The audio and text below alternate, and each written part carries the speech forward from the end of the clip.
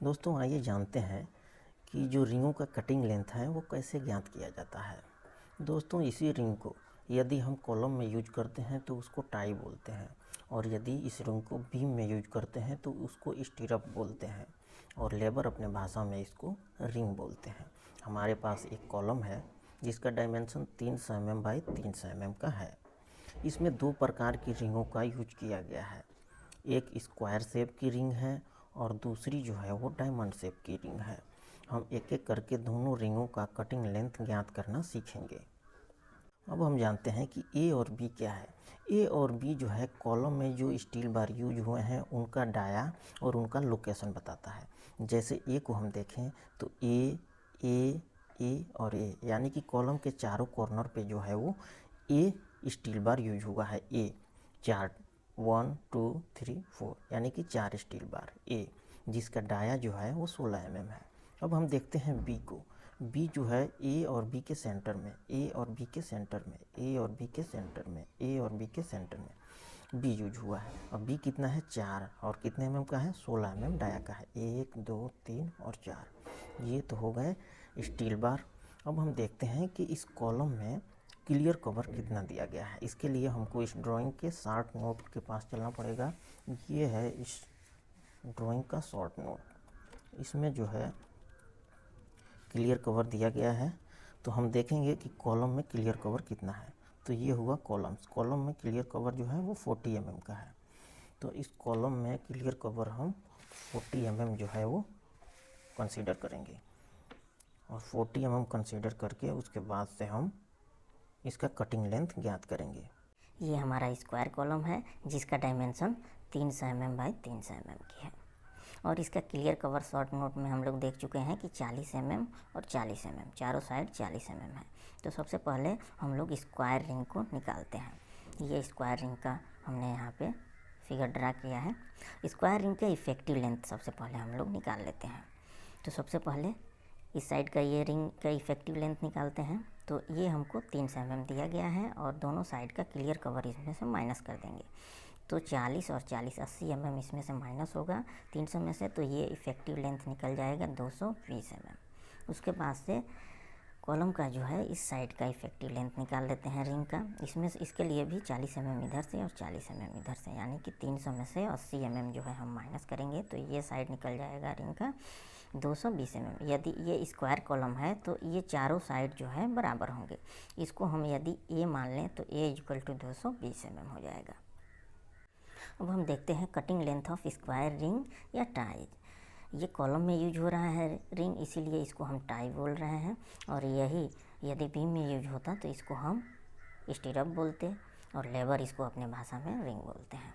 तो इसका फार्मूला है कि 4a + 2 into hook length minus bends और minus 2 into dia of ring, यानी कि ये जो रिंग की जो डाया है वह जो है 2 इंटू डाया रिंग जो है इसमें से माइनस होगा।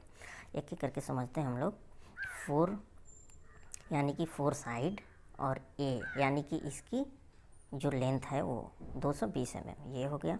उसके बाद से 2 इंटू हुक्स, 2, और हुक्स जो है इसमें 2 है तो इसलिए 2, और हुक्स की लेंथ 10d लेते हैं, तो हुक्स की लेंथ जो है वो 10d हो गया।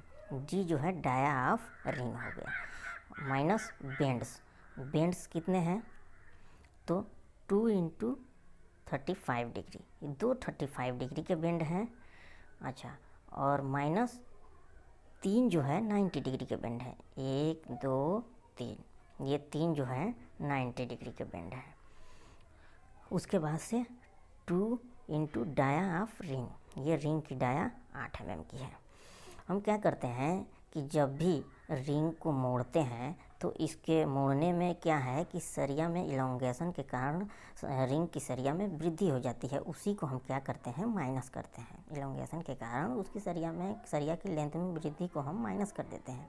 तो जहाँ पे 90 डिग्री हम मोड़ते हैं वहाँ पे जो सरिया में जो है वो 2d के बराबर उसमें जो है इलोंगेशन होता है, उसमें वृद्धि होती है। और जहाँ पे 135 डिग्री हम मोड़ते हैं वहाँ पे जो है वो 3d के बराबर जो है वो उसमें वृद्धि होती है, इसलिए हम इसको माइनस कर देते हैं।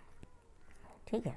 उसके बाद से हम क्या करेंगे कि इसको मल्टीप्लाई करेंगे, हाँ, तो 880 हो जाएगा, 880 प्लस 2 इंटू 10 इंटू डी, यानी कि 8 mm का, ये 8 mm डाया का स्टील बार है, माइनस 2 इंटू 35 के लिए 3D और 3 इंटू 90 के लिए 2D, माइनस 2 8 16।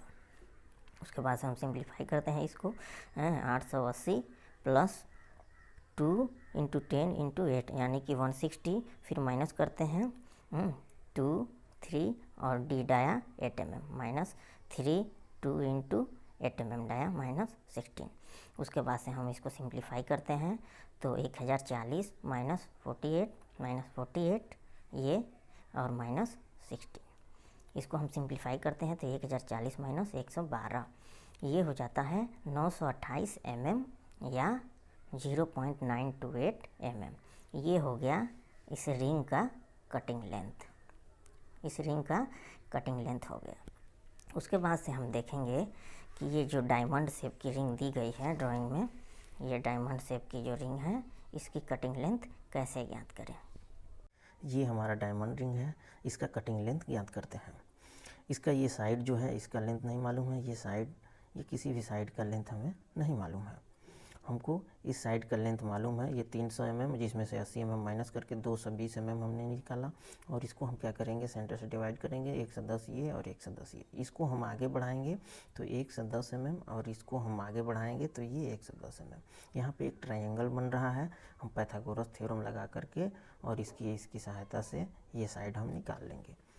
यहाँ पे हमने एक ट्रायंगल ड्रा किया है और ये 1 से 10 और ये 1 से 10 और ये साइड हम निकालेंगे अंडर रूट 1 से 10 का स्क्वायर प्लस 1 से 10 का square is equal to 155.5 mm। ये साइड निकल गया, यानी कि ये जो है डायमंड रिंग का ये साइड 155.5 mm हो गया और स्क्वायर है इसलिए चारों साइड बराबर होगा, तो ये भी 155.5 mm और ये भी 155 और ये भी 155 स्क्वायर कॉलम के केस में।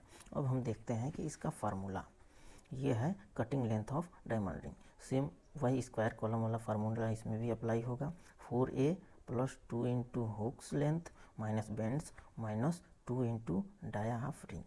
ये जो रिंग यूज होता है इसमें, इसका जो है वो डाया माइनस करते हैं और 2 माइनस करते हैं, यानी कि आधा इधर से आधा इधर से 1 डाया और आधा इधर से और आधा इधर से 1 डाया, यानी कि 1 और 1 2 डाया माइनस करते हैं। क्योंकि जब हम क्लियर कवर को देखते हैं तो हमारा ये 40 mm का क्लियर कवर है, तो इसमें एक ग्रिप बना रहता है, एक ग्रिप बना रहता है। इसमें हाफ डाया का ये ग्रिप रहता है, तो हाफ डाया क्लियर कवर में चला जाता है और हाफ डाया जो है वो आपका ये माइनस हो जाता है, तो यानी कि 2 डाया माइनस हो जाता है चारों साइड का मिल गया। ये हमारा फार्मूला हो गया। इसमें हम वैल्यू पुट करते हैं तो ये 4 और ए बराबर हो गया आपका 155.5, ये साइड हो गया। अब हम क्या करते हैं, plus hooks length 2 into 10d hook length लेते हैं। उसके बाद से माइनस बेंड, इसमें भी क्या है कि जो है 135 डिग्री का जो है बेंड है। उसके बाद से 3 जो है 90 डिग्री, एक यहाँ पे है, एक यहाँ पे है और एक यहाँ पे है, ये 3 90 डिग्री के बेंड है माइनस डाया। अब इसको हम सिंप्लीफाई करते हैं तो ये हो गया 622 प्लस 2 इंटू डी की जगह 8 mm का है तो 8 माइनस 2 इंटू 35 डिग्री है तो इसके लिए हम 3d लेते हैं, 3 into dia minus 3 into 90 degree है तो यहाँ इसके लिए हम 2d लेते हैं, 2 into dia of ring minus 2 into dia यानी कि 8 mm।